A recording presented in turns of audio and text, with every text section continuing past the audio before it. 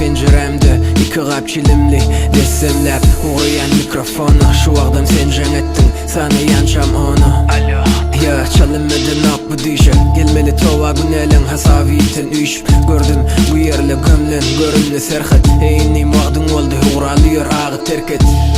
Siz yazgardınız, sahtınız töhmet Hadatça şeyle pursat, qoldardın meni dövlet Seni yitirmek islemek metaşlikte deldi Sebebi haqiqi dostluğu tapmak qiyin berdi Ondan sen barlığınam çoya meni peştek Bar rengi çırşadım suduruna Surat keştek şu bir gurrunlar Bulaytik otursak işsek Hemen yenglajak yalı duydum Sen bilen dertleşsek Kaldım yeke içinde gurlayan divarlan İçimde bir ses diye Qazı gitti barlan Beyle korkmandım Hoyan noktan ente kalos tucaga içeli cana diye advokat tentek Aseneyyan derdimi dostum gurun öryen Can edip düşünmeyecek advokadı Ağa canım hemişek siyalı işli şeyle pursat minnetarmen beni dinleyen sazı Ya biz gatıvır mengzeşem derle guryan uygunlaştım ümeyyam Bir neçe mühlet hemme zat varada Dünyan olsa öngür inni bugün hiç zat varada geçiriye sohbet